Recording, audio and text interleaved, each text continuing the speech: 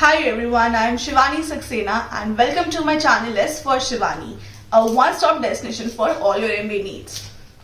It is the season of summer internships in MBA colleges and a lot of you I know are working day and night to prepare for these internships. Now summer internships allow you to work with organizations, handle a live project from them, which is usually a current problem with the organization is facing, and then you get to give your inputs and also see those inputs giving result towards the betterment of that problem that you are currently faced with. And if you are doing good in the internship, you can actually get a pre-placement offer, which is basically your college placement. And as you know, a college placement is very important because it is your launch pad into the corporate world soon after your MBA college, and you actually have to spend 1 year as a management trainee in that organization before actually getting a role.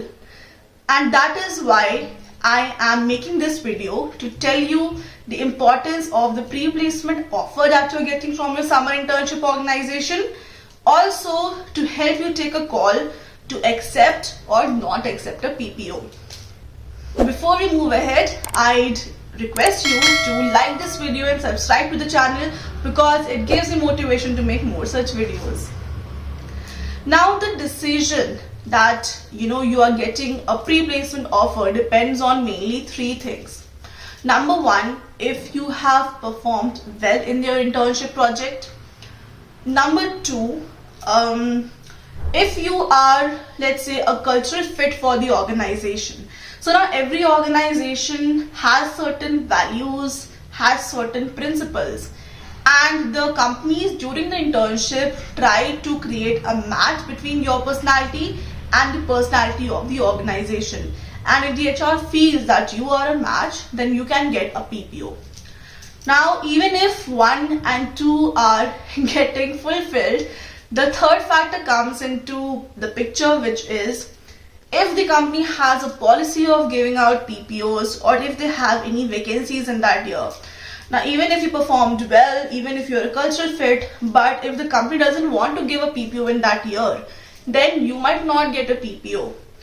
And that is why I say that it is very important to focus on learning in that organization, because that is the topmost thing that you take with you as a major learning point or major take away from your summer internship project.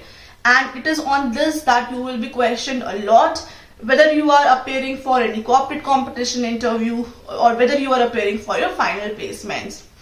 So just focus on the learning, and the result that you're getting a PPO or not, leave it to the others. Now this question of to accept or not accept a PPO comes into the picture if you feel that, let's say you applied for 2 organizations, organization A and organization B. In your opinion, organization A is something that you want to be in, but the placement result of organization B came before organization A. So you end up interning at organization B, because here comes the main player in the game, which is the placement committee. The placement committee has the final say as to which organization you will be interning. So suppose it is not the organization of your choice, then I'd suggest that you join your organization for summers with an open mind and keep these 10 things under observation while you are interning. And these 10 things will help you to take a call if you should accept the PPO or not. The first thing to observe here is if your own selfish purpose is getting served in that organization. For example, before MBA, I was working in auto industry. Now, again, let's say in a summer internship, I am getting an internship in an auto industry itself. If I felt that I want to move out from that industry because it is not something that I really enjoyed, then I might decide to not accept the PPO. So you should know that your own purpose for which you have come for an MBA basically is getting fulfilled or not. The second thing to observe in your stint is the attitude of the reporting manager. Now, a lot of my friends face this, that the manager was too occupied with the BAU work, which is the business as usual, that they did not take out time for the project, and it was only during the end when the PPT had to be made, they pitched in. So this just shows that, the kind of support, the kind of appreciation the organization has for the interns and the freshers in the company. Now, if you want to work in an organization which does not have time for you, you have to take a call on that. Third thing to observe is acceptance to new ideas. Now again, I've observed that a few of my fellow interns, they would go to the manager with a list of ideas and they would get discarded just because the organization hadn't tried out something in the digital space, and they like to rely on the traditional approach that they had been following. Now, if you're hiring interns, if you're hiring freshers, they are bound to give you their objective feedback on the ways of business. And if the organization is not, acceptable to those ideas, then I don't know if you're going to enjoy the work when you finally join them as management trainees. So this is something to keep your eye on and to really observe while you are doing your stint. Fourth thing to observe is the attrition rate. Now, when you are there during your 2 months of internship, if you feel there are a lot of people for whom you are doing farewell parties, then that means that there's something seriously wrong with the organization. So avoid such organizations. The fifth point to note is the attitude of the fellow employees. Now, if you feel that you have some buddies, or there are people who have previously worked on that project within that organization, and when you reach out to those people, they are very secretive. They don't want to share. They are, kind of judging you. They are discarding your ideas. They are not sharing how their journey had been on that project. They're not giving you any insights. And the reason usually why this behavior is there in the organization, because they consider the interns as a threat, because probably you are earning more than them, and probably you are very new in terms of experience, and they have been in the organization for long, but they are the ones who are not getting recognized in the organization, and you as a fresher who have just come and you're getting all the attention of the HR and the managers. So this just again is a reflection of the culture of the organization. If you feel that there is too toxicity in the environment, you don't want to join this organization.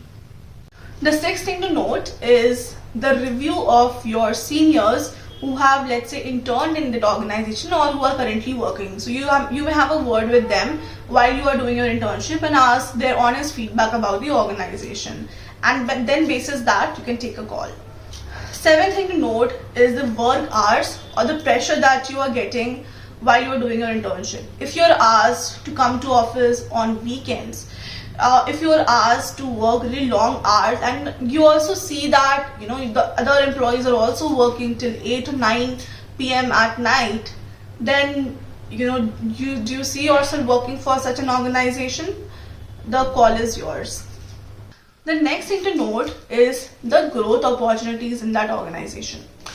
So I'll give you an example. If you feel that there is a manager in the organization who has spent 15 years of his life working there in the same role, and very proudly he says that to become a regional manager or to become a vice president, you got to spend some 20 years in the organization and then you were considered. That's a big red flag, because this organization doesn't appreciate or value merit. So the call is again yours to take. The ninth thing that you can note about the organization is the perceived value of the organization in the market. Now, without naming, there are few organizations which are very famous for, or rather notorious for, their hire and fire policies. So if you are getting internship with them, I strongly suggest just take that learning experience and avoid joining them. And the 10th factor for you to consider is the kind of new projects the company is coming up with, and a pattern where you see that somebody who was an intern the previous year got opportunity to be in that new exciting project. If your company is not following the traditional approach that you need to be in sales for 2-3 years before being considered for a head office role, and if the company is giving opportunities to the freshers, to the interns that are interning in these new projects, then that is something that can really excite you, and you should definitely consider being a part of such kind of organization.